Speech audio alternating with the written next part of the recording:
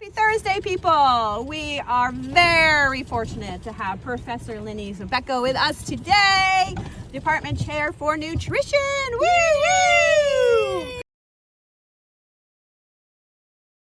It ranges. So to kind of think about my career path where I am now, probably did not see it coming. So that would be like a, 4 or 5. But I think what's important to point out is that when I was thinking about what it is that I wanted to do with my education, I realized that I wanted to have a career where I could apply knowledge, scientific knowledge. And I was in biology and spent a lot of time in the lab.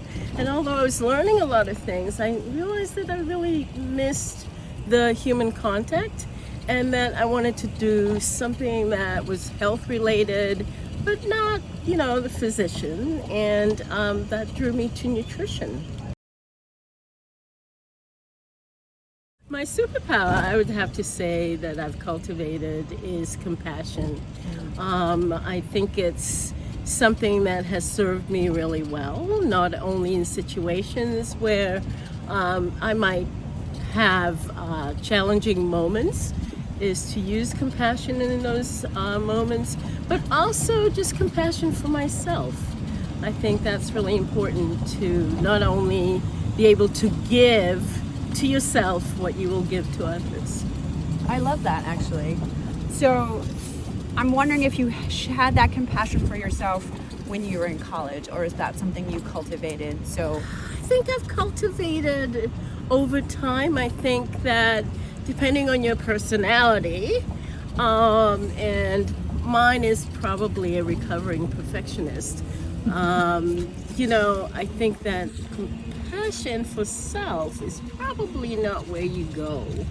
I think judgment is probably more of what you use on yourself, and compassion is one of those last, characteristics that you'll use on your own behavior. So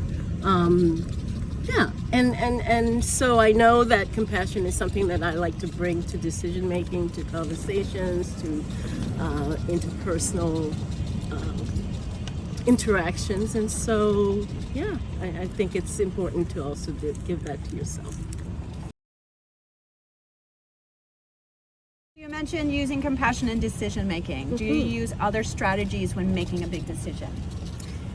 Yeah, what I like to do is to try and think about all the advantages and disadvantages for a specific decision, and also to take my time, not to be rash in the decision, to sleep on a decision, to talk to people whose opinion I trust.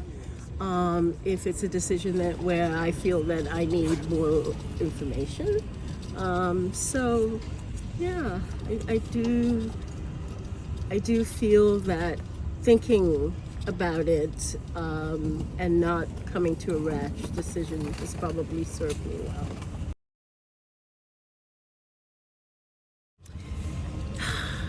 My flip answer is like, don't take it so seriously.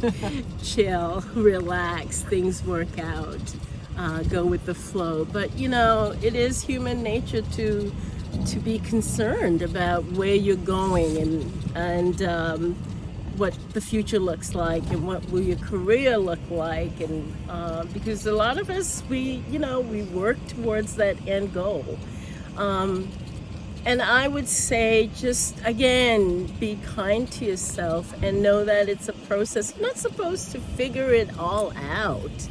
None of us does. It may look like that. Even the individuals, we all have friends in our social network that knew that they wanted to be X from a young age. And even with that, you have to sit back and just go with what comes your way.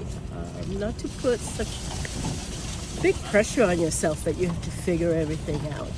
I will say that it's really important to think about things that bring you joy and try and bring that into your career decision making. I was really good at lab work, and I had a professor who was really trying to mentor me to go in the direction of, doing big things in the lab. But I knew that what really brought me joy was working with people. So be true to that and open yourself up for it. I'm never quiet. I'm like, wow, that was really great advice. Thank you so much. Don't compare yourself to anyone else's journey. You have your own journey, and things will unfold the way they need to unfold. You've done the work, you've done the thinking, you've put the pieces together, and then you have to trust that your path will open up. But and I know this is really difficult because we live in a world of comparisons,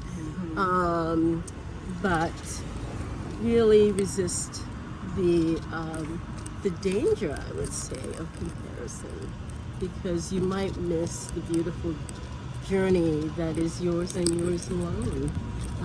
And also the other thing that I would say is, like, enjoy the process. I'm so busy looking into the future that sometimes you forget the little joyous moments that happen and you're not present to just simply enjoy them.